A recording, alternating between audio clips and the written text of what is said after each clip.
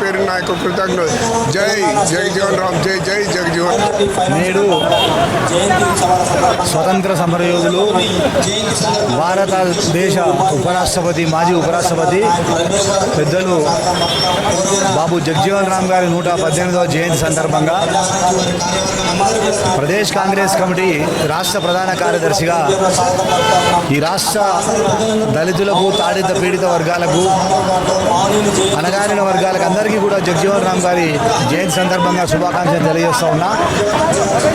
ఇవాళ ఒక ప్రత్యేకమైనటువంటి సందర్భం.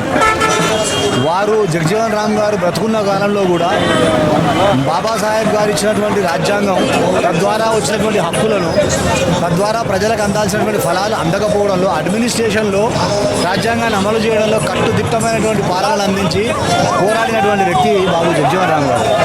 వారి రక్తం పంచుకు పుట్టినటువంటి బిడ్డ మీరా కుమారి గారి నాయకత్వంలో ఈ దేశంలోనే ఆది అంబవ అరుంధతియ ఫెడరేషన్ పేరు మీద ఈ దేశంలోనే ఎస్సీలకు కేటగిరైజేషన్ కావాలని చెప్పి 30 సంవత్సరాల క్రితం, 40 సంవత్సరాల క్రితమే మీరా కుమారి గారు ఆరంభించినటువంటి ఆర్గనైజేషన్. ఆ ఆర్గనైజేషన్లో దివంగత పార్లమెంటు సభ్యులు మంద జగన్నాథం గారు, నేను కలిసి పనిచేసినాం. వారు సౌతరన్ స్టేట్ సెక్రటరీగా, నేను మహబూబ్నగర్ ఉమ్మడి జిల్లా అధ్యక్షులుగా పనిచేసినాం ఆ ఏబిసిడీల కొరకు. ఇవాళ సాకారం అయింది. సుదీర్ఘంగా పోరాటం చేసినటువంటి కేటగిరైజేషన్ ఇన్ ది ఎస్సీలు అనేది ఇవాళ సాకారమైంది.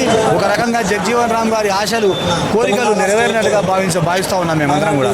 అదే రకంగా ఇవాళ రాజ్యాంగాన్ని మార్చాలని, ఈ దేశ స్వతంత్ర పునాదులను కదిలించాలని బీజేపీ వాళ్ళు చేస్తున్నటువంటి కుట్రలకు ప్రజలను చైతన్యవంతం చేయడానికి ఈ రాష్ట్రంలో అధికారంలో ఉన్నటువంటి కాంగ్రెస్ పార్టీ జాతీయ స్థాయిలో ఇవాళ జై బాపు, జై భీమ్, జై సంవిధాన్ అంటూ జాతీయ స్థాయిలో కూడా కార్యక్రమం తీసుకుంది.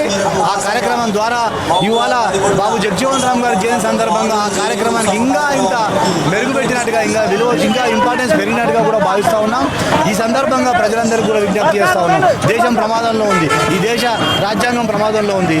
మరొకసారి మనం డాక్టర్ గాంధీ మహాత్ముని మరియు బాబాసాహెబ్ అంబేద్కర్ను, మరి ముఖ్యంగా బాబు జగజీవన్ రామ్ గారిని కూడా స్మరించుకుంటూ వారి స్మరణలో, వారి సిద్ధాంతాలను మనం అందరం కూడా అవపాదన చేసుకొని మరొకసారి ఈ జాతి నిర్మాణం కొరకు పునరంకితం కావాలని చెప్పి ఈ సందర్భంగా పిలుపునిస్తూ ముగిస్తున్నాను. Thank you.